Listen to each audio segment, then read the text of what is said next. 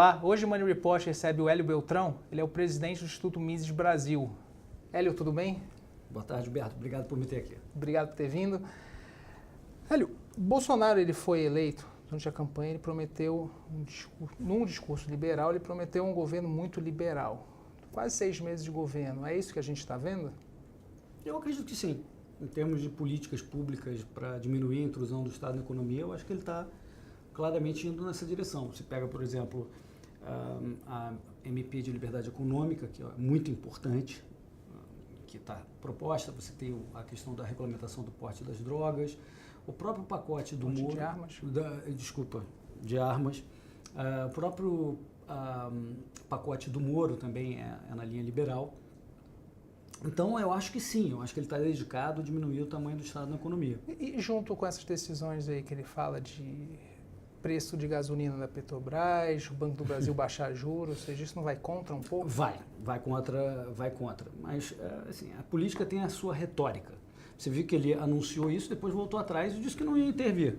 Então, eu acho que faz parte da política o presidente entender o que ele pode e o que ele não pode. E eu acho que ele está aprendendo também, né? Ele nunca foi presidente, ele sempre foi do parlamento, está aprendendo como é que se faz.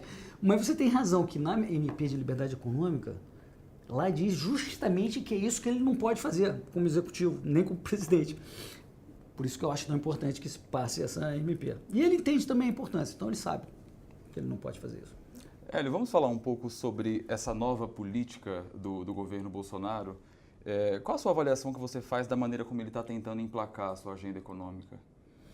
Olha, eu tenho algumas críticas a isso, porque faz parte do processo democrático. O Brasil é um país extremamente complicado em termos de diversidade de interesses, diversidade de pensamento. Então, a mediação do que você consegue aprovar na sociedade é através dessas diversas forças institucionalizadas e não institucionalizadas, e entre as institucionalizadas está o Congresso, que na nossa Constituição não só tem, como em todo país normal, o poder e a habilidade de aprovar ou reprovar qualquer medida de mudança de regra, legislação, mas também, especialmente, o Congresso brasileiro tem muito poder perante a Constituição brasileira, mais do que o Executivo. Então, se ele está precisando aprovar essas medidas, que é algo que, como eu disse antes, eu acho importantíssimo para o Brasil, é uma agenda liberal, será que é inteligente você se contrapor ao Congresso? E você tem visto, não necessariamente do presidente, mas também dele, uma intimidação do Congresso. Xingamentos ao Centrão, com razão ou não, não importa. Xingamentos ao Centrão, dizer que a classe política é parte do problema, etc. Da forma como isso é colocado na imprensa, se você é um sujeito do Congresso, você vai falar, poxa, tá havendo um bullying, uma intimidação, que vai ter uma reação. E como o Congresso é mais poderoso, eu acho que essa forma de operar, de intimidar, é ruim. Nisso você tem o contexto desse fim de semana, dessa manifestação, que eu acho que muita gente que está indo lá acredita de que, olha, o Congresso tem que dobrar, tem que ser dobrado mesmo, na marra. Pô, eu apoio até o Congresso se aprovar as medidas como o presidente está propondo. Não é assim que funciona a democracia, né? Não que eu seja um grande fã da democracia como ela existe no mundo, mas é melhor do que ter o poder todo concentrado na mão de um poder só. Este é o ponto principal. Então, para quem acredita na descentralização do poder e acha que a descentralização do poder leva a uma solução melhor, é muito perigosa essa demonização de outros poderes da República. Você falou agora da democracia, que ela precisa ser aperfeiçoada. De que modo você acha que a gente poderia melhorar a democracia? A democracia é uma forma de você resolver problemas em comum. O que o liberal acredita é que o governo, o Estado, a governança que existe na sociedade deveria existir para proteger vida, liberdade e propriedade. E se você tem no arcabouço de normas na sociedade, chame de Constituição se você preferir, essa defesa, o poder que o Congresso pode ter deveria ser nulo, ou zero. Mas, ao contrário disso, no Brasil, o Congresso pode muito. Então, quando os Estados Unidos começaram, tinha uma Constituição enxuta, era para defender vida, liberdade e propriedade em quase tudo. Mas tinha alguns assuntos que eles não sabiam bem como resolver. Problemas que na cabeça deles eram condominiais. Como é que faz a estrada? Como é que faz a justiça? Então vamos botar aí para se discutir através de um processo de congresso, por exemplo.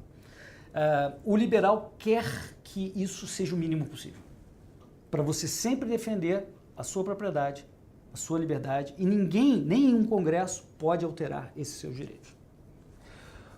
Você acha que se o governo Bolsonaro fracassar, isso vai ser um tiro no pé do liberalismo? Porque as pessoas associam o liberalismo ao governo Bolsonaro. E se o governo Bolsonaro fracassar, logo é o liberalismo que falhou? Existe esse risco. Porque, afinal, os liberais são um parceiro no governo, minoritário talvez, o presidente não é exatamente um liberal de carteira, de história, embora tenha uma intuição liberal. Mas os liberais estão nessa associação e, se falhar, que é o que você está colocando, eu não sei se vai falhar, mas se falhar, é possível que os liberais sejam percebidos nesse bolo. Mas a minha impressão é o seguinte, essa associação não é uma associação formal. Não existe uma aliança formal entre os liberais, dos quais eu faço parte, e os conservadores, fora da sociedade. Não existe isso.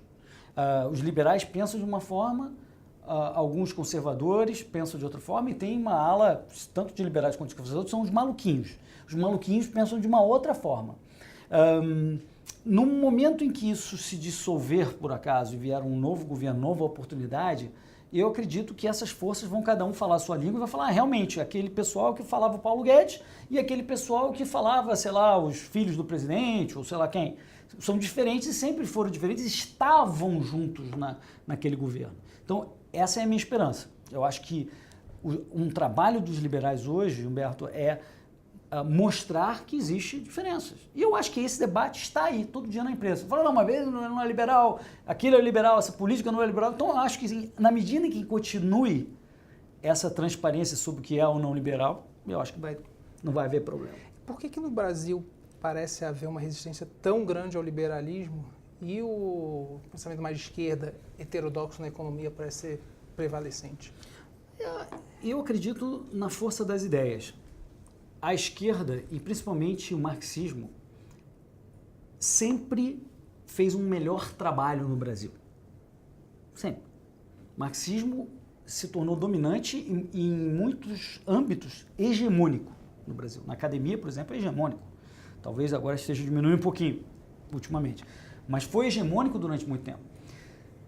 As pessoas ouvem desde pequenos, na imprensa, nos papos, onde for, que o empresário é aquele sujeito que explora seus empregados, que existem classes diferentes de pessoas, que se você fizer parte dessa classe, você já pensa de uma forma diferente, pela natureza de você estar nessa classe. Isso é marxismo.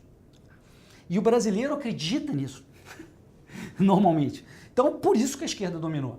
Então, o trabalho dos liberais, o trabalho do Instituto Mises, onde eu faço parte, da Rede Liberdade, é tentar mostrar uma outra forma de ver. Será que o empresário é realmente o vilão? Será que ele explora? Se você está numa relação voluntária, essa é um relacionamento exploratório? Não, acredito que não. Mas é uma boa discussão que a esquerda sempre venceu essa discussão. Então, eu acho que agora existe uma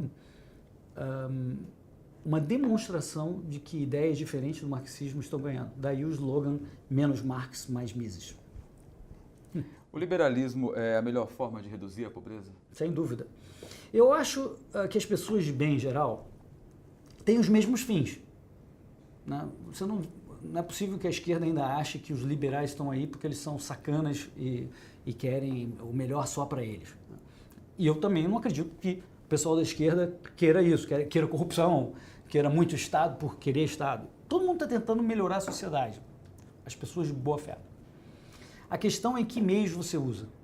E eu acredito que você usar o Estado para tentar fazer isso é uma tecnologia ruim.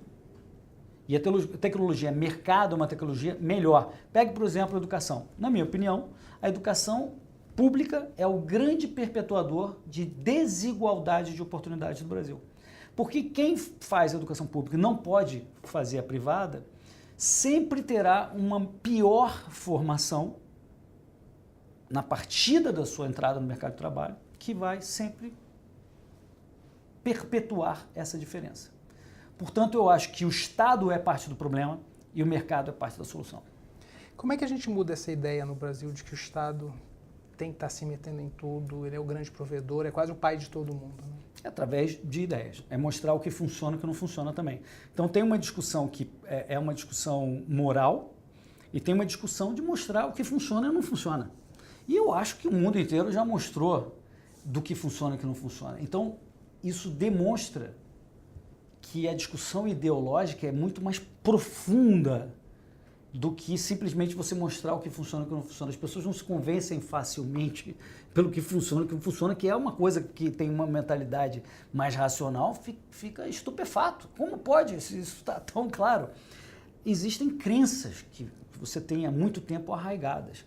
E é aí que a gente tem que lutar. E isso é preciso lutar na base, na juventude, nas pessoas que ainda estão dispostas a questionar e mudar de ideia. Infelizmente, as pessoas mais velhas que estão aí na academia e muitas vezes no jornalismo mais velho e em outros âmbitos da sociedade não vão mudar de cabeça. Então, eu acho que a gente tem que focar nas pessoas mais jovens, porque em algum momento as outras vão acabar morrendo, faz parte da natureza. Essa questão que está muito em voga desde o Bolsonaro na candidatura, o empresário Flávio Rocha fala muito disso, né? Você defender ser liberal na economia e conservador nos costumes. Isso é uma postura liberal? O Mário Vargas Llosa, por exemplo, na entrevista na Veja, acho que no ano passado, dizendo que um liberal de verdade não pode ser conservador e liberal ao mesmo tempo. Você concorda com isso? Discordo. Pelo seguinte, o liberalismo, o âmbito do liberalismo é de relações sociais, no âmbito da política, das normas que regem as relações sociais. O conservadorismo, ele trabalha num âmbito muito mais amplo, de valores, que você pode ter pessoalmente, não só nas regras que a gente vai usar para regular o nosso relacionamento. Então, não existe necessária incompatibilidade entre você ser um conservador e você adotar as regras do liberalismo. Você pode crer que, olha, eu não gosto de droga, eu gosto de certos costumes religiosos, por exemplo, e você falar, na sociedade eu acho que as pessoas não deveriam ser presas por usar uma substância na casa dela. Não tem nenhuma incompatibilidade. Esse cara está sendo conservador nos costumes, mas ele não quer impor aqueles costumes aos outros. No momento em que você, como conservador, você deseja que a sociedade tenha, além de vida, a liberdade de propriedade, outros valores que você quer impor, aí passa a ser incompatível. Aí eu vou passar a concordar com o nosso querido Vargas Llosa. Mas na medida em que você, como conservador, acredite naquilo, mas não queira impor isso aos terceiros, além de vida, liberdade de propriedade, que são valores também, há total compatibilidade entre você ter valores conservadores e você praticar o liberalismo. Hélio, você pode falar um pouco sobre a atuação do Instituto Mises aqui no Brasil? O Instituto Mises, ele foca na garotada, trabalhando com ideias puras, mostrando... Vamos sair um pouquinho aqui das árvores, da discussão da semana, da conjuntura, e vamos olhar daqui de cima. O que funciona e o que não funciona? Quais são as ideias que realmente fazem a sociedade chegar a maior prosperidade, melhorar os pobres, tornar as pessoas mais ricas, diminuir a desigualdade? Então a gente discute nesse âmbito, que é difícil, porque todo mundo quer saber o que você acha do Bolsonaro, e o negócio da manifestação, mas a garotada adora esse negócio. E a garotada, uma vez que entende isso, fica maníaca. Então o nosso segmento é geralmente de gente de 15 anos a 20, 25 anos, que está na universidade, que está questionando o mundo, querendo entender como é que a gente torna a sociedade melhor. Esse é um trabalho do Instituto Mises, mudar a cabeça do brasileiro. E como é que a gente faz isso hoje na sociedade, está tão polarizada, né? Quase não tem debate. Ao mesmo tempo parece que tem muito debate, não tem debate porque parece que ninguém se ouve. Como é que vocês fazem isso? Não, tem muita gente nessa idade que ouve. Ouve muitas vezes aos trancos e barrancos, nas discussões de xingamentos que muitas vezes ocorrem nas redes sociais. Mas ouve sim. Quem não ouve, de novo, eu acho que é o pessoal mais velho. Esse pessoal não está mais disposto a mudar a cabeça. Mas a garotada, ela fala, ouve, escuta, muda de opinião. Então ali eu acho que existe o real debate. Por isso a importância das redes sociais. Legal. Hélio, muito obrigado. Obrigado, Humberto. Obrigado, Zé. Obrigado a vocês.